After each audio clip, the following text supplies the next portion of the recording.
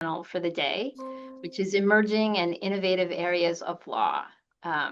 We're excited to have our three wonderful speakers who are working at the cutting edge of animal law issues. Our first panelist is Jamie McLaughlin, who's the founder and president of Three Pearls Charities, Inc., and she will explore the intersection of artificial intelligence and animal law. Thank you, Jamie. Thank you, Kathy, and thanks, Joan, for inviting me to write this entry. And I also want to thank Maureen and Yingzi for all of their stellar organization skills for this huge program that you're having today.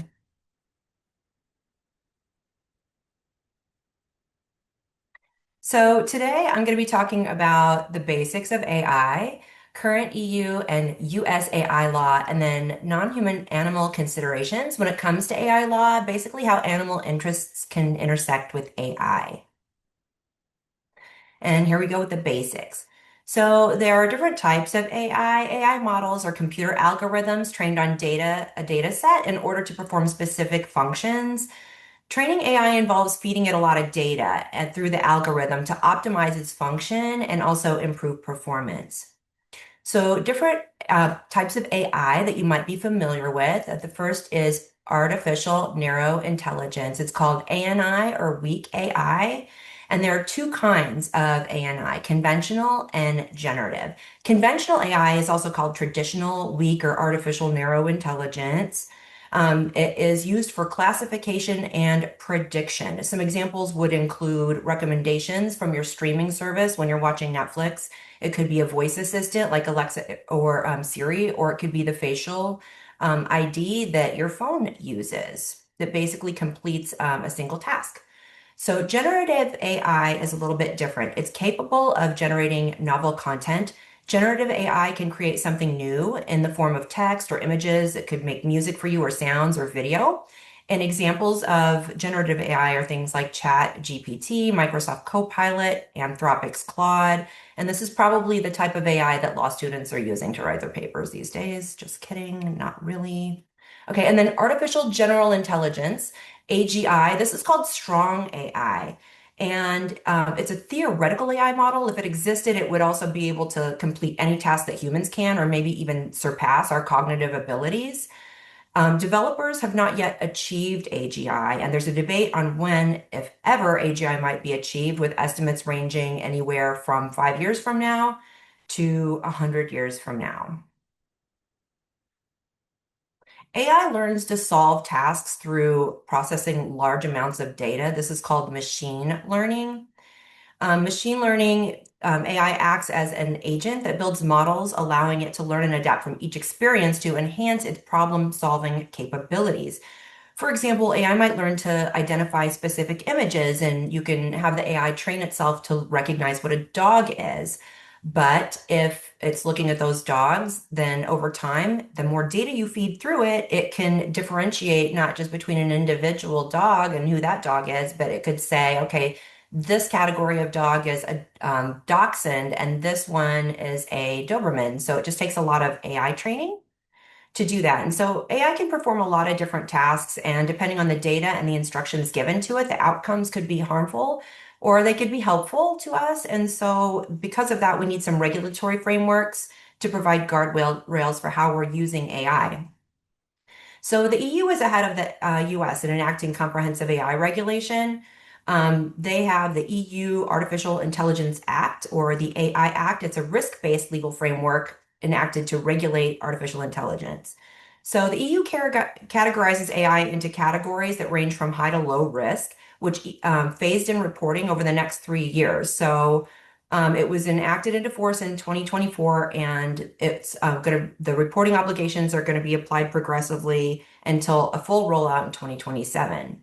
So the disclosure requirements are proportionate to what risk level the AI is considered to be.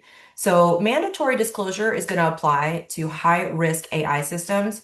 These are the ones that are most likely to infringe on human rights and human safety. And that could be a lot of things to manipulate humans, and some of the higher risk ones, such as the things that are used by law enforcement to identify individuals. Low risk AI systems are things that shouldn't harm humans, but they are not going to be have a mandatory reporting. It's going to be a voluntary code of conduct, instead of mandatory disclosure for lower risk. Unacceptable risks are the AI systems that could undermine EU values or violate fundamental human rights, and those are completely banned. Examples would be the manipulation in social scoring and biometric categorization. But again, law enforcement is able to use a few of those. Now, does not consider this AI Act doesn't consider animal interests. However, there is a general purpose AI code that went into force this July. So it was July 2025, but unfortunately, this is a voluntary framework. The purpose of the framework is to serve as guidance document for AI providers, to ensure AI providers comply with the AI Act and to enable the AI office to assess whether or not they're complying. It has 3 chapters. One is transparency, the second is copyright, the third is safety and security. The safety and security chapter states that signatories to this must identify systematic risks, including risks due to actual or reasonably foreseeable negative effects on public health, safety, security, fundamental rights, or society as a whole. Now, within that, it provides a list of risk types as examples. One risk type example that it provides is risk to non-human welfare. Now, it doesn't say non-human animal welfare, it says non-human welfare, which I find is interesting because that could mean risk to the AI's welfare, or it could mean non-human animals. But so under the voluntary AI code of practice, the providers should consider risk to animals, but doing so is voluntary and it's not mandatory. So, US federal AI regulation, Congress has not yet enacted any comprehensive federal AI policy framework. And then also we had this Biden era EO, but the Trump administration overturned that in January 2025 with the Removing Barriers to American Leadership in Artificial Intelligence executive order. It orders that departments and agencies need to revise or rescind all policies, directives, regulations, orders, and other actions taken under the Biden AI order that are inconsistent with enhancing American leadership in AI. Basically, it focuses on, overturning what's already been done. And then there's the AI action plan, which focuses on innovation and leadership, not risk.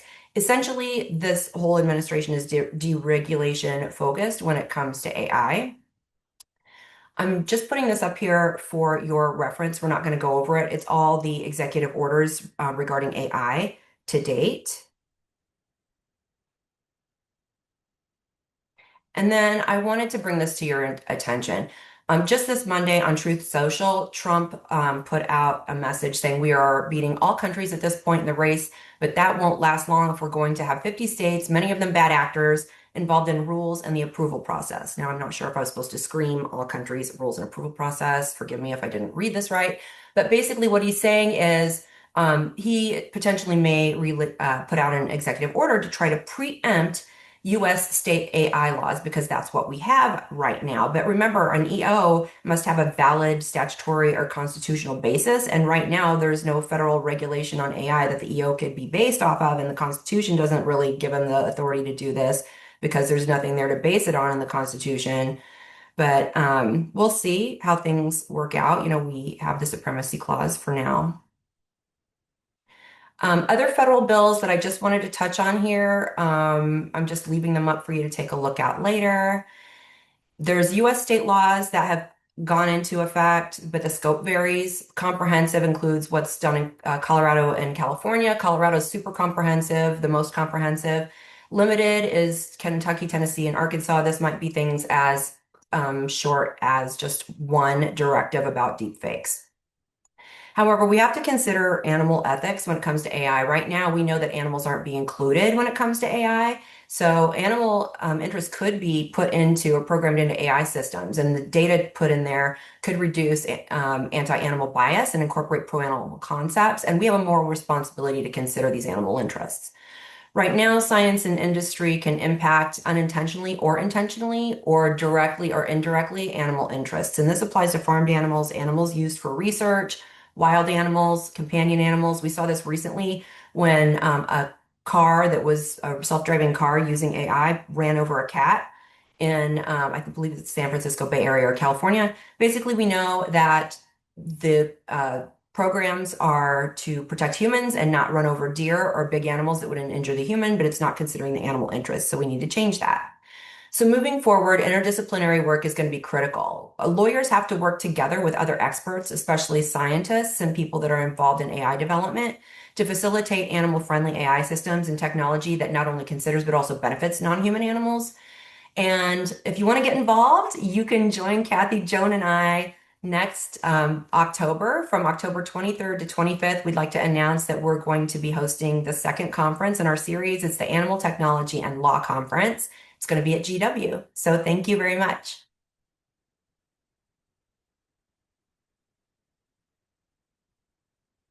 Thank you so much, Jamie. That was wonderful. Important stuff for us to be considering. Our next guest speaker is Iselin Gambert, who's the director and professor of Fundamentals of Lawyering program, the faculty co-director of the Animal Legal Education Initiative here at GW, and she'll be discussing cultivated meat. Thank you so much, Iselin.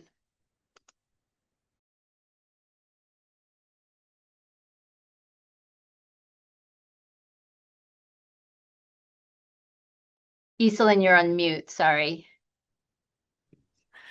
Okay, thank you. Thank you, Joan, for inviting me to write this chapter, and thanks to all the organizers for making this day possible. I want to start with reading a very short excerpt from Margaret Atwood's dystopian novel, Oryx and Crake. In the scene, Jimmy is visiting his best friend Crake at Crake's lab, where he's working on a number of different futuristic inventions. "What the hell is it?" said Jimmy. "Those are chickens," said Crake. "Chicken parts. Just the breasts on this one. They've got ones that specialize in drumsticks too, 12 to a growth unit." "But there aren't any heads," said Jimmy. He grasped the concept, but this thing was going too far. "No need for added growth hormones," said the woman. "The high growth rate is built in. You get chicken breasts in 2 weeks. That's a 3-week improvement on the most efficient, low-light, high-density chicken farming operation so far developed. And the animal welfare freaks won't be able to say a word because this thing feels no pain. Chicky knobs, they're thinking of calling the stuff." "Are they on the market yet?" asked Jimmy weakly. He couldn't see eating a chicky knob. It would be like eating a large wart. "They've already got the takeout franchise operation in place," said Crake. "Investors are lining up around the block. They can undercut the price of everyone else." So Margaret Atwood wrote that in 2004. And if you fast forward 16 years from the publication of that book to December 19th, 2020, Atwood science fiction actually officially became reality. That was the day that the first ever plates of lab-grown chicken were sold to a group of young diners in an upscale restaurant in Singapore. The Singapore Food Agency had just recently given a California-based startup called Eat Just the world's first regulatory approval to sell cultivated meat to consumers. "This is chicken, it's just chicken," said a 12-year-old diner, "but it's the most amazing thing I have ever seen or ever tasted." To say that the path from science fiction to a 12-year-old's dinner plate is a rocky one would be an understatement. There are a whole vast array of legal and culture wars playing out over whether lab-grown meat is actually meat, whether or not it should be allowed to be sold for human consumption, for non-human animal consumption, even what to call it. There's been a lot of litigation over the name of these products. And proponents of lab-grown meat, or I'm going to call it cultivated meat, they see it as the key to combating the twin crises of climate change and animal exploitation. But despite the initial fanfare, by June 2023, so 2 years ago, cultivated meat was only available in one country, in one restaurant, on one day of the week. But June 2023 was actually a really important month in this space for other reasons, because that was when the United States, for the first time, granted full regulatory approval for the sale of cultivated meat. And it was granted to two companies, Good Meat and Upside Foods. Good Meat is actually the same company as Eat Just that was selling in Singapore. It's their brand. Upside Foods CEO Uma Valeti heralded this moment as a new era for this burgeoning industry. And then Upside COO Amy Chen remarked, "This is the moment where science fiction becomes reality. It's a watershed moment for us to just rethink the future of food." So despite all of this kind of splashy fanfare in the United States, cultivated meat is still exceedingly hard to come by, both in this country and elsewhere. It has received regulatory approval in Singapore, the United States, Israel, and Australia. In the European Union, cultivated meat is not yet approved for human consumption, but it has been approved as a food for companion animals, and it is being sought approval for humans in the European Union. And there's a number of reasons why gaining regulatory approval, it hasn't been enough to bring cultivated meat to people's plates in a really significant way in the last several years. The first is the problem of cost and scale. So Eat Just, or Good Meat CEO Josh Tetrick, he acknowledges that this problem of cost and scale, it may doom the industry.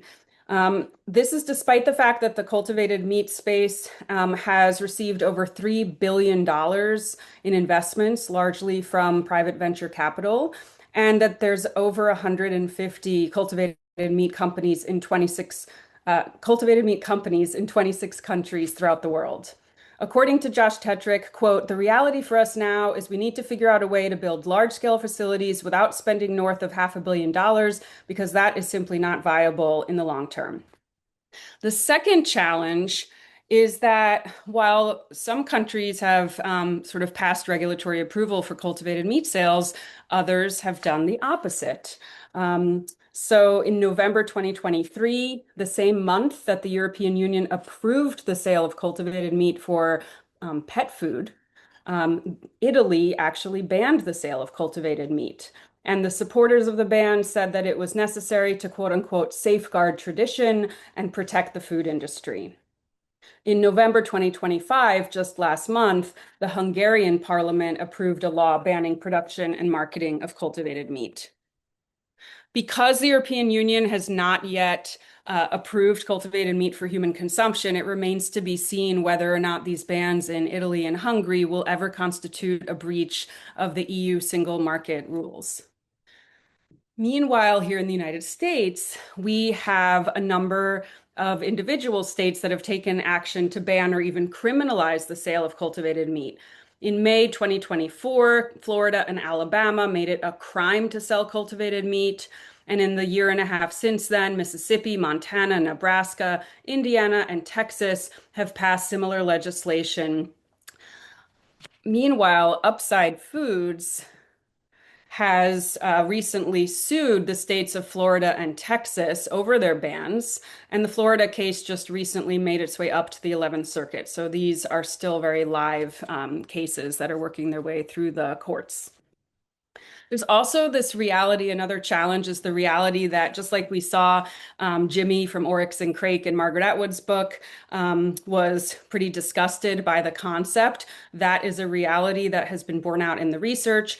35% of omnivores and 55% of vegetarians find the concept of cultivated meat, quote unquote, too disgusting to eat. Interestingly, omnivores are disgusted by it because it's not enough like slaughtered animal meat, and vegetarians are disgusted by it because it is too much like it. So the sum total of these challenges is that despite the billions of dollars that have been poured into the industry, it's not clear that cultivated meat will prove to be the silver bullet that will save us from the climate disaster and animal exploitation that its advocates have been hoping that it would be. According to journalist Joe Fassler, quote, "It is increasingly clear that a broader cultivated meat revolution was never a real prospect and definitely not within the few years we have left to avert climate catastrophe." When asked about the likelihood that within our lifetime, even 10% of the US meat supply will be cultivated meat, industry biotech consultant Joel Stone said, "If I was going to put odds on it, those odds would be zero." So given this reality, there's a lot of reasons to be critical of the industry itself. Elon Abrel, scholar and former senior regulatory specialist at the Good Food Institute, which is an organization that promotes cultivated meat, is critical of the ways that the industry has channeled significant investment in venture capitalist tech startups seeking to replace conventional animal agriculture with cellular agriculture. He argues that the prioritization of market solutions over all others undermines equally important or potentially more effective responses to the many harms of the animal agriculture industry. And then even Eat Just CEO Josh Tetrick admitted that he thinks the billions of dollars of largely private funding that have already been poured into this industry could have and maybe would have been better spent being invested elsewhere. He said that he would have liked for that money to go to grassroots activism, political advocacy, nutritional education, farm policy, fair labor practices, and animal conservation. But then he also said, quote, people are a lot more motivated to invest in something where they can get a return in something than they are to donate to something. I think that's unfortunate, but I also think that's the reality of it. Tetrick may say that he wishes that these billions of dollars were spent elsewhere, but his company is actually a key player in perpetuating the rhetoric that humans will never live in a world where we don't eat the meat of other animals. So you can see here on the Good Meat website, it says we will always eat meat. We just have to do it differently. And so what I've been wondering, and I know I'm just about out of time, but I've been wondering, do we have to accept a reality where we will always eat meat, whether it's from a slaughtered animal or from a test tube? Some animal advocates argue that we already have in plant-based food a solution to our current climate and animal exploitation crises. The PETA president Ingrid Newkirk has advocated veganism. It's a solution that exists in the here and now. And the reality is that this shift would require a huge amount of resources, political will, and a lot of advocacy. And it's not clear that we're living in a moment where there's a lot of groundswell to make that happen. And I'll just end by saying it is possible, perhaps, that we are capable of wide-scale change. Margaret Atwood has famously said that when she writes her dystopian fiction, quote, nothing goes into it that has not happened in real life somewhere at some time. In Oryx and Crake, Jimmy saw cultivated meat as a nightmare that he couldn't see eating. But later in the book, anytime we heard about him eating, it was always a bucket of chicky knobs, bucket o' nubbins. Thank you so much. Thank you so much, Iselin. That was great. And our next presenter and final presenter will be Raj Reddy, who's the Assistant Professor of Law and Animal Law Program Director at Lewis and Clark Law School, and he will be presenting on the law relating to insects. Thank you, Raj. Thank you for that introduction, and special thanks to Joan Schaffner for inviting me to take part in this project, which I know helps fill a real need in the animal law arena. So I'm excited to discuss the emergence of insect law, which I teach as part of the Center for Animal Law Studies, Emerging Topics in Animal Law series. Notably, when I developed the course, I had serious doubts as to whether there would be enough content to basically justify that offering. But as my entry illustrates, it's a surprisingly, and I'd add sort of profoundly robust area, one in significant need of critical examination. And not, owing to the lacunae in our existing laws, but also because, I think we're just beginning to appreciate why the interests of insects need to be protected. Put differently, we're just coming to terms with the myriad harms that we subject them to. So in the hopes of illuminating the issues that they face and the laws that, more often than not fail to protect them, here are just a few of the spheres that I like to explore, which include the areas of conservation, sentience, anti-cruelty laws, and industrial uses. So as we know, insects represent, the most diverse, the most numerous forms of animal life that the planet has ever seen. Between 2 and 30 million distinct species, of which we've identified a mere 1.5 million, and who themselves represent upwards of 10 quintillion individual beings. That's 10 to the power of 18. And despite these, impressive numbers, entomologists warn that we're on the precipice of what some refer to as the insect crisis, others refer to it as insect apocalypse, with overall insect numbers having declined by, approximately three-quarters in some regions over a window of the past just 30 years. Um, and given the vital roles that we know that insects play in buttressing sort of entire ecosystems, roles like, aerating the soil, pollinating fruits, flowers, and other crops, breaking down organic matter, and, constituting the primary food source for species both up and across the trophic chain, the steep decline in insect numbers, uh, we're still struggling to even just document it, in addition to it being in and of itself concerning.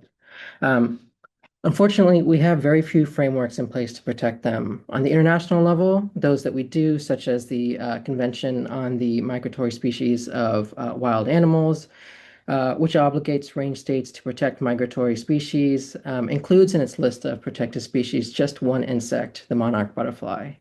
Regrettably, under its auspices, we have yet to see any actual agreements among states be negotiated to protect them.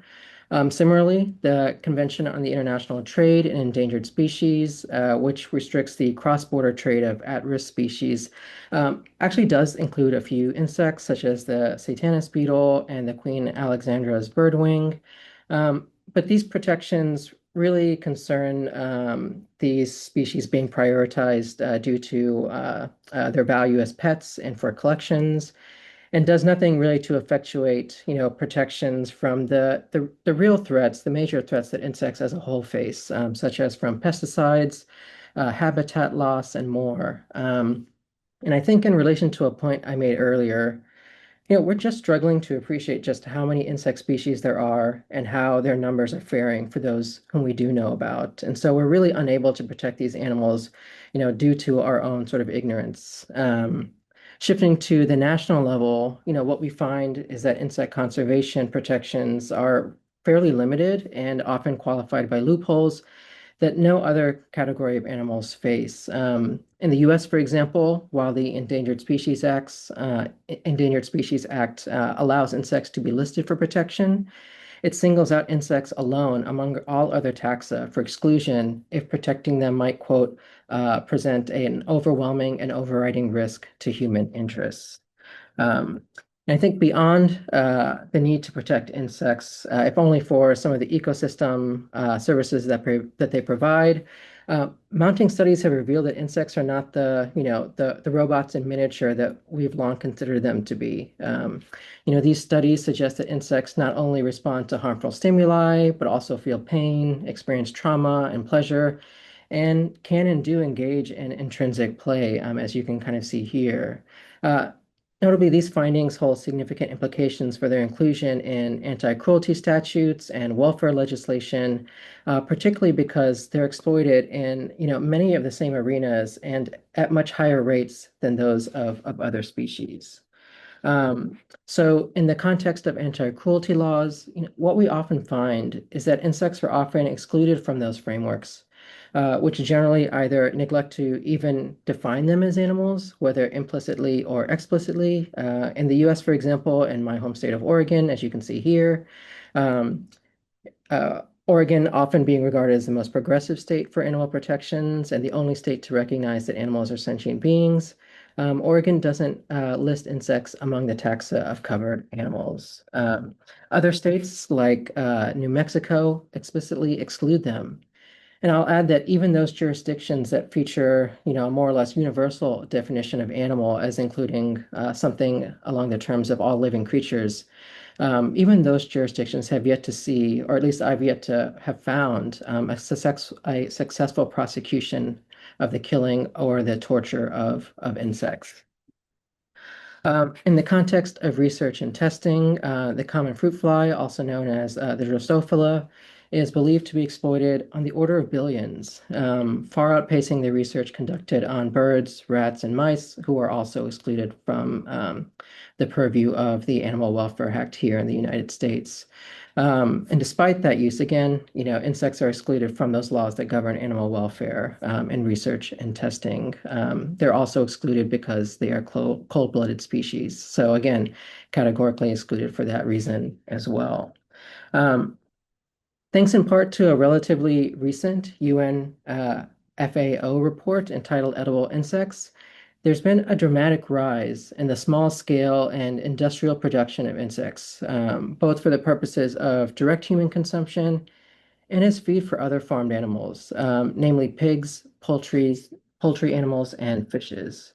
And to help put this into perspective, this newly developed facility here in the US in Decatur, Illinois, will in and of itself crush, boil alive, microwave, or freeze to death 60,000 metric tons of insect-based animal feed each year. So far outpacing the slaughter of all other terrestrial animals slaughtered for food here in the United States. Again, just that one facility alone.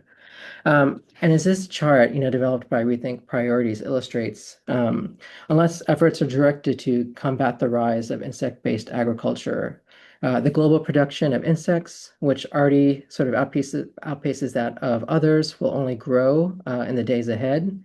Notably, I'd add to this chart, and my talk doesn't include the billions of insects killed for food dyes, like the cochineal insect, or for use in clothing, such as a silkworm. Um, but what I believe has been sort of a refrain in my talk, no jurisdictions, at least here in the US, feature welfare provisions for insects as part of their industrial production.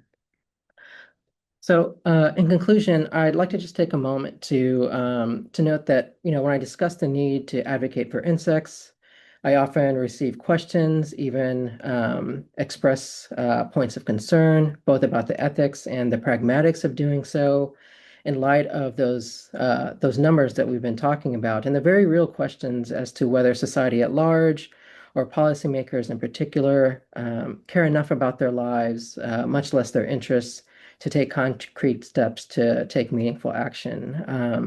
But it's my hope that, my contribution to this project not only illuminates the dire need to take action, but also the many areas and arenas in which animal lawyers and animal advocates can begin to advocate for them. Thank you.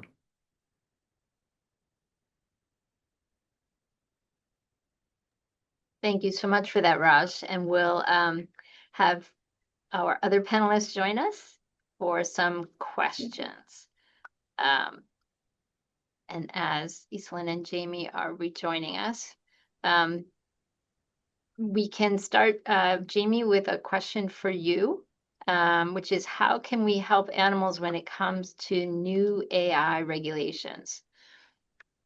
That's a good question. So, right now, we're in a situation where Trump may issue an executive order, but until then, we've got a patchwork of state laws. And right now, when it comes to lawyers who are focused on legislative initiatives, a lot of times they're looking at laws that are specifically going to impact animals, like things that involve farmed animals or wild animals or hunting in their state or all of those things. But what we need is for people to be focusing on whatever the AI laws are in their state and getting involved with those AI laws so they can insert animal interests into them because that's not happening right now. So we really need an initiative with the folks that are working in Ledge to start focusing on state AI laws and see what those AI laws are, because lots of states have more than one AI law. So they might have a comprehensive framework like Colorado, but they might also just be focused on one or two things. Those one or two things could potentially intersect with animals, deep fakes and stuff like that. They could be like videos for animal torture, like whatever it is. But like whatever the AI is, it can intersect with animals because almost all AI intersects with everything in our life, even though we don't realize it right now. So we really need a heavy focus on that to try to get animal interests into the law as these laws are being created. Thanks so much. And the next question is for Iselin. Given that you are critical of the cultivated meat industry, what is your position on companies like Upside Foods suing states over the cultivated meat bans? Thanks for the question.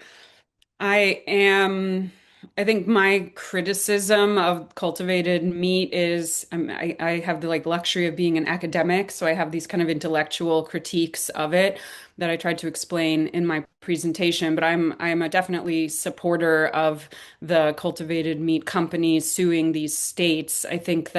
Um, I think that when you look at the reasons why the states are interested in banning the sale of cultivated meat, it's to protect the animal agriculture industry and the tradition of exploiting and commodifying animals. And so that's something that I support the companies that are trying to bring cultivated meat to the to market to try to combat that. So I definitely support these lawsuits, and they're raising really interesting constitutional questions about the Dormant Commerce Clause, and I think that they're fascinating cases, and I'm excited to follow them and see where they end up.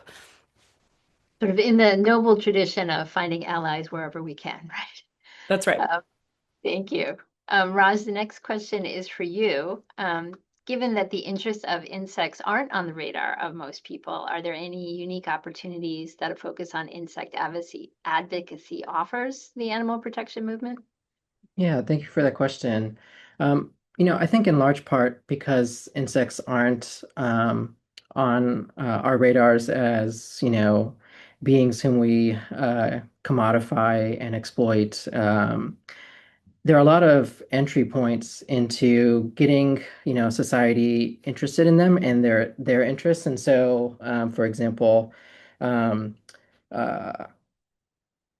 uh, Germany recently passed a law, an insect protection law that d dedicates funding to encourage sort of secondary schools up until adult education. Um, to get those folks to appreciate sort of the value of insects around them and to engage in sort of community-based agriculture and to appreciate sort of beneficial insects and their relationship to themselves and their communities. Also, again, because we don't really think about insects as food products or clothing products, the use of pesticides and focusing on sort of human health issues with the use of pesticides, harms to other sort of species, as a means to combat them. And, increasingly, we're learning so much about insect sentience and their cognitive capacities. And I think, further investigations into this arena can really inspire people to consider the interests of these animals whom we actually, in a lot of ways, have far more contact with than any other species. You know, and I think that can, dramatically change how we see our relationships with animals as a whole. So instead of them being sort of a marginalized species in the movement, I'd like to think of them potentially as sort of a gateway species.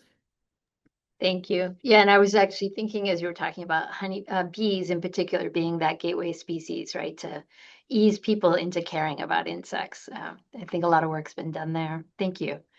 The next question is for Iselin. Someone is asking, to what extent do you agree that the state legislative efforts to ban lab-grown meat in the U.S. are primarily led by conservative states? Yeah, it's an interesting question. I kind of think about this a lot, both in the cultivated meat space, but also the plant-based meat and dairy space, and the battles that are, going on in that space, and particularly around milk, which is another topic I research about. And so, at least with cultivated meat, we see these bans in Florida, Alabama, Mississippi, Montana, Nebraska, Indiana, and Texas. So I would say, just broadly speaking, yes, those are broadly conservative states. But I would say, it's early days, and we've seen a lot. If there's one thing that, that is a bipartisan issue in Congress, it is to unite around the dairy industry. There's this thing called the Dairy Pride Act, which is a very sort of bipartisan effort that would prohibit plant-based milk from using the word milk.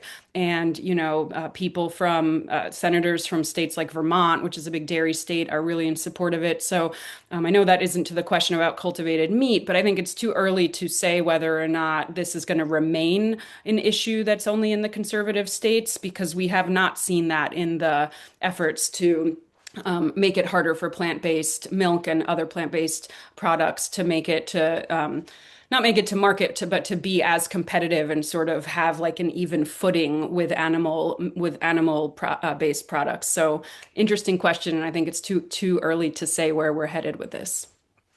Thank you. And I think our last question goes to Jamie, and that is, how can attorneys figure out AI solutions to help solve animal law problems? That's a good question because we know as animal lawyers that there are laws that protect animals. However, there's a lot of loopholes in them and they're not enforced like we would like them to be, and we lack causes of action to bring cases on our own, and we're often relying on government agencies and working with them through the Administrative Procedure Act to try to get them to do stuff. So our hands are tied a lot of the times. One of the things I would encourage lawyers to do is when it comes to a law or a situation that they care about and they want to focus on and they feel like more help is needed in that area, look outside of animal law and look to collaborate with other people to help solve that problem, especially when it comes to technology and people that know how to use AI and make robots and stuff like that, which we don't. One example I have is a project I'm working on called Tiger ID. It is a program we're working on to help enforce the Big Cat Public Safety Act. It will use trained AI to take a look at pictures of tigers. And because tigers' stripes never change over time, they just get bigger from when they're a cub to when they're an adult. The AI can look at thousands of pictures of tigers, identify the tiger, and see where it went, if it's been illegally trafficked, if it's been sold in violation of the Big Cat Public Safety Act, and help the Fish and Wildlife Service build a case to be able to prosecute that. And I'm working on that with an AI developer, Noah Barrick, and Jeff Kramer, who was in the Conservation Game documentary. And he gave me the idea. When I saw the movie, I thought, gosh, he can't match these pictures, but I bet AI could do that, even though I don't know how to use AI very well myself sometimes. So just think outside the box and look to partner with other people who could potentially help you achieve your goals, even if we can't do it through the existing laws we have. Thanks so much. And I actually misspoke. We actually have time for a couple more questions, and we have a few. So the next question is for Iselin. I see the question in the chat. I don't know if you're going to read the whole thing or if I should just respond to it. If you want to respond to it sort of so that people know what you're responding to, that's great. So the question is about my sort of my opinion about, I'm not exactly sure what I'm curious to now know the person that asked the question, what their views are about this. But basically, I think maybe what you're getting at, but I'm just speculating because I actually didn't hear your question to Lori Marino. I apologize, but is that there might be ethical implications in eating plants because maybe they feel pain and distress. I think maybe that's where the question was going. And so would eating cultivated meat be more ethical? I mean, I haven't given this a lot of thought, but one thing that's maybe tangentially responsive to this question is that, at least as it stands right now, the cultivated meat industry relies on fetal bovine serum, which comes from fetuses well, if it's for like beef, from like from fetuses from cows or whatever other animal is being cultivated the meat from. And there is actually a synthetic version of fetal bovine serum that's been developed, but so far it doesn't work very well, and it doesn't work anything near as well as the real stuff. And it's actually very exploitative and probably very distressing for it to be collected. So I definitely think that there's lots of ethical implications still in the cultivated meat space that haven't been ironed out that involves exploiting animals and causing pain and distress. It's just at fewer individual animals than the animal agriculture industry. I fear that I'm not being responsive to this person's question, though. I think that you're raising really interesting issues, and I'd love to hear more about, your expertise, because I think it's outside the scope of something I've thought a lot about. Well, and I think the next question is for Raj, and it kind of builds a little bit on I think the foundations of that previous question, which is we don't know a lot about sentience, right? And we don't know where to draw the lines. And if even cells can be sentient, then what does that mean in our decision making? And so sort of building on that, if you will, Raj, you mentioned the growing evidence that there is sentience in insects. And so as this could be or would be a foundation for their protections, can you share a little bit more about what those studies are revealing about insects and sentience?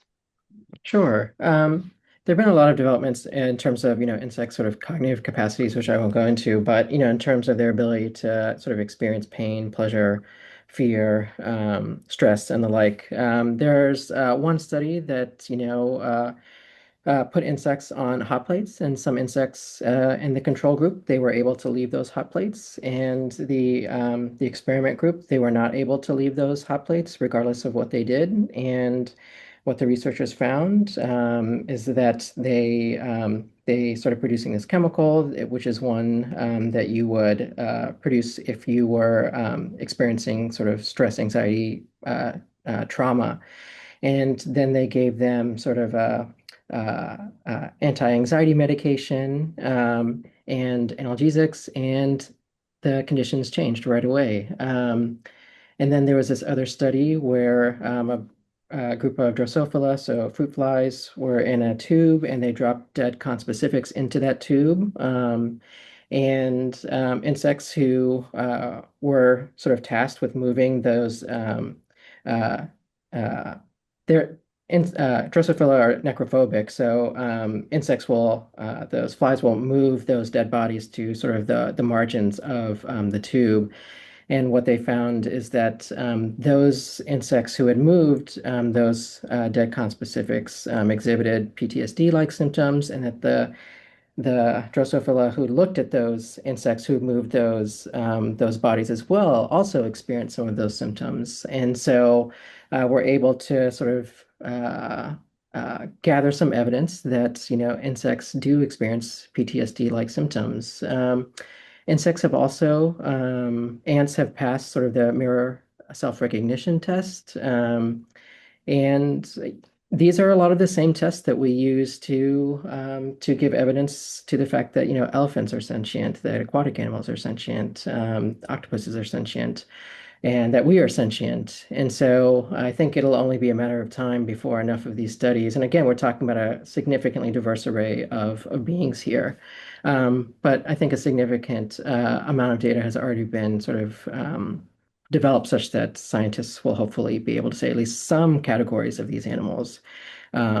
We can be as sure as we are with bears or dogs or whales and the like that these animals are sentient. So That's great. Thank you. And another question for Jamie is, has there been any indication that AI can be used in animal agriculture where they could predict or prevent harm? Yeah, it can be used to predict or prevent harm, but that is, I mean, that's like in the welfare and monitoring uses of AI in industrial animal agriculture. It's possible, and there are programs for that. However, we know that when you have thousands of animals crammed together, they're not really going to call a vet, and have the vet come out and help these animals. It's AI is more being used for things like feed optimization and logistics, all the way from when these animals are born to when they're slaughtered. So, taking humans out of the equation and like letting the AI babysit them, on one hand, it could do positive things like you not having somebody caring for animals who's super frustrated and starts to abuse the animal. But then again, the AI is not really going to help the animal either, and I don't think humans using AI are necessarily going to help the animal. One place I would really like to see AI used to employ or to be employed to help animals in industrial animal agriculture would be through enforcement of the 28-hour law. We know that animals get transported, poultry excluded, from to slaughter using trucks that don't have anything to protect the animals from the weather. Typically, you know, and during the winter they can freeze to the sides, all of these things. And we know that they're not stopping at these very few USDA APHIS stations to unload the animals and feed and water them, and enforcement is completely lacking in this area. Now, if we use AI for this, we could have self-driving trucks that are programmed to stop at those food and water stations. So they couldn't avoid stopping and letting the animals off. Those trucks use AI like LiDAR to stay on the road, and we already have self-driving trucks on the road, and it's going to increase over time. And taking humans out of the equation on that could be helpful for the animals if they were rested. But obviously, we would just like to end all these practices altogether. But yeah, in short, AI is used all through industrial animal agriculture already, but mostly not for the benefit of the animals. Thank you so much. And I think that's a good note to end on. So I want to thank all of our wonderful panelists on this panel for your insights and your work, and for joining us today. Thank you so much. And I will call back Joan and Maureen for us to end the session, where we thank everyone who participated. I want to thank Maureen and the Journal of Animal Rights Law in particular for conceiving of the symposium and being a wonderful partner in all of the planning. I also want to give major thanks to Yingxi Dai and Anna Falcione for helping manage all of the logistics for us and for all of the attendees and presenters. And just to say, we wouldn't be having these wonderful conversations we've had today without the tireless efforts and inspiration of the wonderful Joan Schaffner, who took on what was truly a Herculean task managing this encyclopedia. I think it will be enormously useful as a resource to animal advocates around the globe, and I'm truly grateful for Joan's work on the encyclopedia and the symposium. And I'll turn it over to you, Joe. Well, thank you so much, Kathy and Maureen. This has been really a wonderful symposium today. And of course, I want to thank everybody that Kathy has already mentioned, but also, of course, our panelists and every author who contributed to the encyclopedia. As I mentioned, there's 119 entries. And so it is quite a remarkable compendium covering most aspects of animal law worldwide by some of the most talented folks in the field. And of course, this symposium just touched the surface of the many outstanding entries that I hope folks will find interesting and useful. I guess I just want to end by saying the project took quite a bit of work by everyone who was involved, but it was truly a labor of love to all of the non-human animals that inhabit the land, sea, and air, as we envision, a future in which the law respects and protects their capabilities and interests as sentient beings with intrinsic value. Thank you so much, Katie and Joan. It's been an absolute pleasure organizing this symposium with you and also contributing to the encyclopedia under your guidance, Joan. I also want to thank Anna and Yingxi for their support today and in the days leading to the symposium. I want to thank the panelists also. We learned so much today. It's been very insightful. Thank you to all the attendees. I encourage you to read the encyclopedia. We will share a code with you so you can hopefully purchase this reference work so you can go through all the entries. And I also encourage you to read our first volume of the Journal of Animal Rights Law. You can go at our website and you will find it. So we will close now, and I look forward to staying in touch with you. Thank you. Thank you. Thank you Bye-bye, so much. everyone. Thank you for attending. Bye. Bye-bye.